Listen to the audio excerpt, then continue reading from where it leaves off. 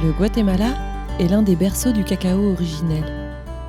Vers 600 ans après Jésus-Christ, les Mayas plantaient déjà du cacao, considéré comme la nourriture des dieux. Aujourd'hui, on trouve encore dans cet endroit reculé du monde un cacao pur et préservé.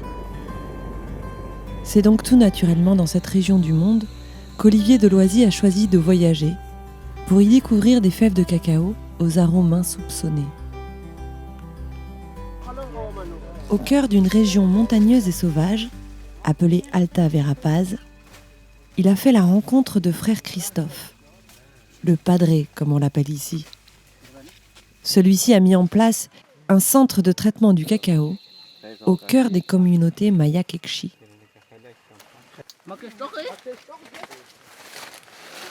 Frère Christophe s'attache à accompagner le développement local de sa région et à mettre en place une vision collaborative du travail dans les plantations. Conformément aux préceptes des Maya Quechí, des communautés travaillent ainsi ensemble dans la recherche de l'harmonie.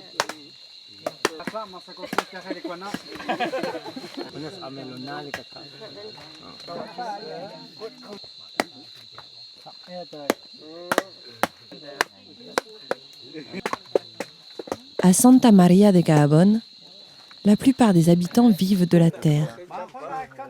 Cette région tropicale et humide est difficile d'accès. Il faut donc beaucoup de patience pour atteindre le centre de traitement de cacao de la Fondation Fray Domingo de Vico. Ce centre développe des principes d'agroécologie pour une agriculture durable dans le respect des hommes et de l'environnement.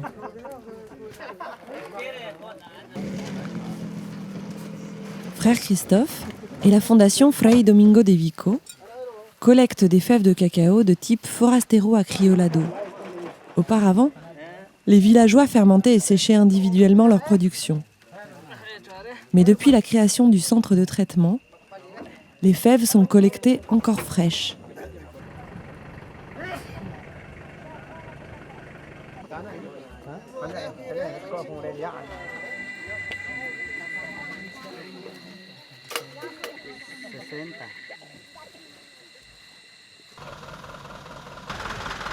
Alors, je suis le frère Christophe, je suis de nationalité suisse et ça fait 22 ans que je suis arrivé à Santa Maria Gahabón.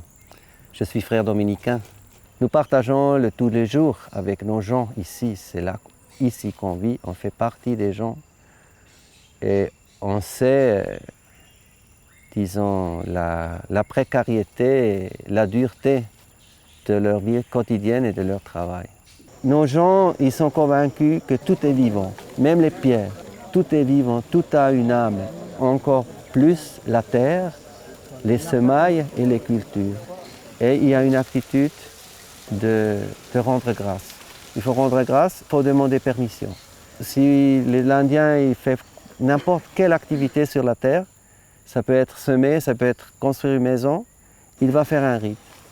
Il va célébrer la parole de Dieu et après, dans la célébration, il va faire son rite et il va enterrer une offrande dans les 4 points cardinaux de la terre comme expression de communication qui veut entrer, qui veut donner à manger, partager sa nourriture avec l'esprit de la terre. Alors il va enterrer un morceau de poulet, des tortillas et du cacao. Toujours du cacao.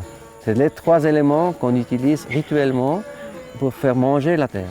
Si on ne fait pas, ils ne sont pas contents. Ils ont des rêves, ils ont l'impression de ne pas avoir fait l'essentiel. Ça va couper la communication entre eux et avec la mère terre. Et là, le cacao est un élément constitutif.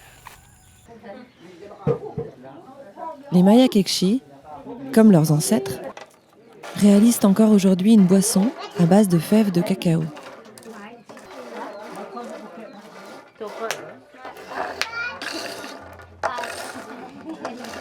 Celles-ci sont cuites au feu de bois, puis broyées. On y ajoute alors de la cannelle et du poivre avant de former une pâte.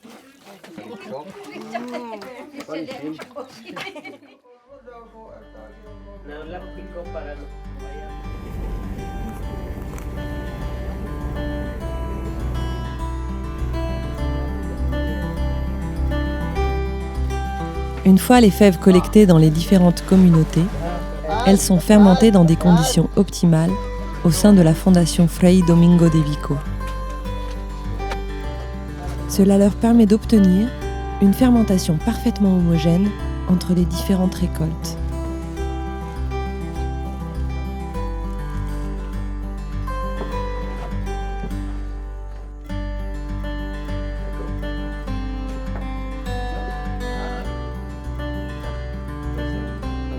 Au fil des années, Frère Christophe a formé les communautés à toutes les étapes de traitement du cacao, la récolte, la fermentation et le séchage.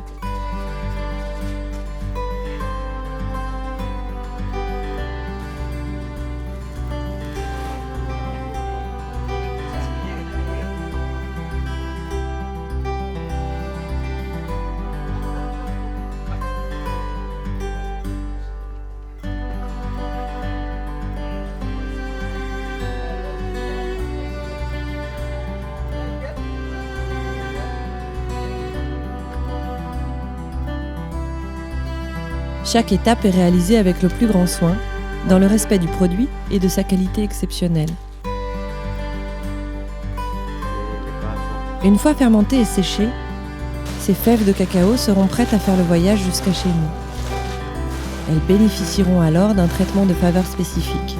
Elles seront torréfiées avec le nouveau procédé Sequencia Technology, imaginé par la chocolaterie de l'Opéra, afin de préserver leurs arômes exceptionnels.